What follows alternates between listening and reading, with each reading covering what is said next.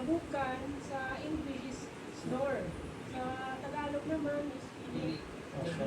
Hindi man ako kaya. Pag vlogger, dapat lahat posible. Yun. Lahat dapat sisipan. Pag-vlogger, diver. Diver. Hindi ka na tayo mag-dive. Dito yung tupit. Tupit. Ay, Parang ibang fit yan ah.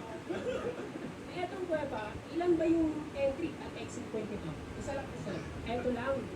Kung halimbawa tumas yung tubig, Kailangan ka talaga sa sisig. Walang ibang gagawin. Sisig talaga. No choice. wala na. wala na serious na.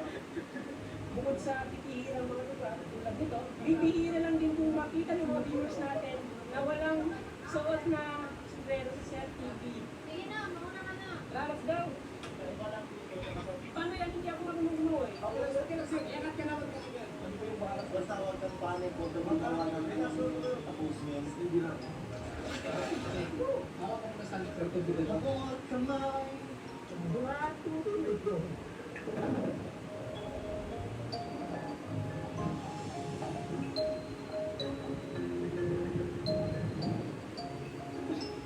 Wow! Ay, babalik ka nun? Yes, sir. Sige. Kung yun naman, parang ilang hindi na. Gusto ko lang yung makita yung sukulat yung isa. At saka, parang kaya kaya lang yung tubig ka sa taas. Oo nga, no, parang ahad. Dito ka!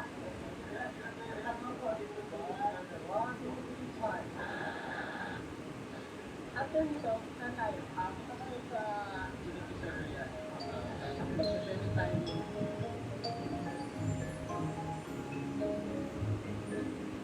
Wow!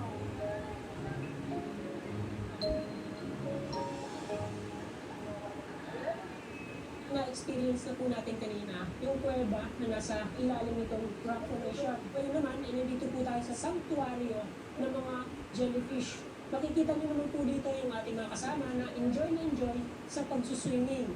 Kasi yung mga jellyfish na nandito ay hindi po ito yung mga jellyfish na delikado sa ating mga balat.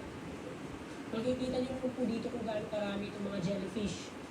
Wow!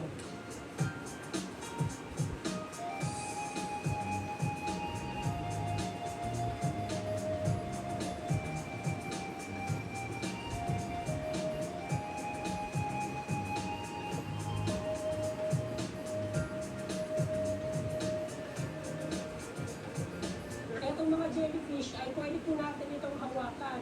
Tingnan nyo naman itong jellyfish. Napaka-friendly ng mga jellyfish na nandito.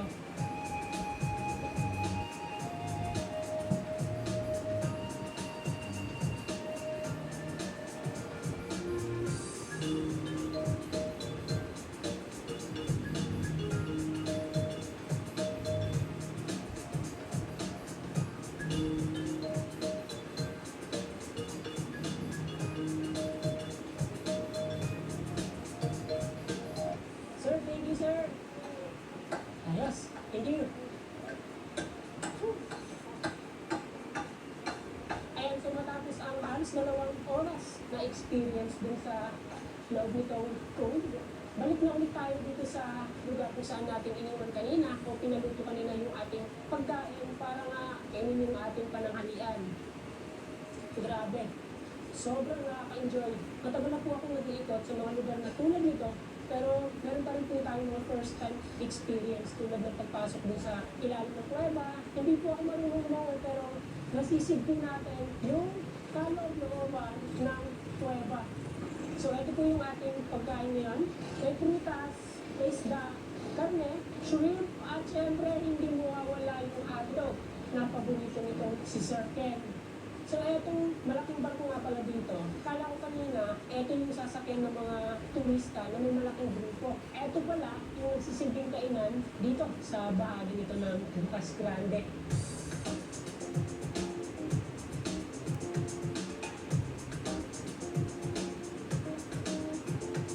Patatapos na po namin kumain dito. Ngayon naman, ay ay tutuloy na po tayo dun sa kabila kung saan makikita. Ano next? Lagtara. Yung nakita natin sa drone shot kanina. Malapit lang po yun dito. Siguro nasa 500 meters lang papunta doon.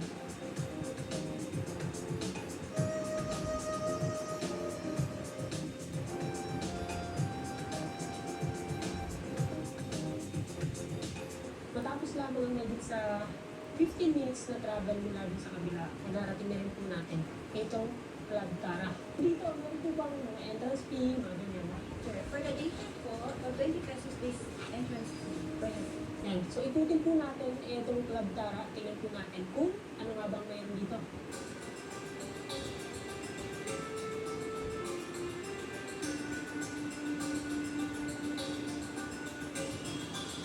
Makikita niyo naman po dito kung gaano kabanda itong lugar. Mula doon hanggang dito, matatanong po natin etong napakagandang kombinasyon na itong mga buwan, rock formation, at etong napakalinaw na tubig. Dinagdagan pa ng mga ganitong struktura na siguradong may enjoy ng mga turistang mapapadpad dito.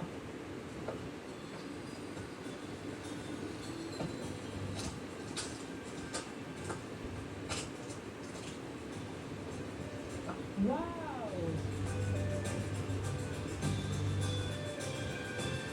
So maliban din sa mga nadaanan natin kanina, ito sa bahagi ito naman ng rock formation, sa taas po nito ay mayroong deck na kung saan tanong po natin dito, etong buong lugar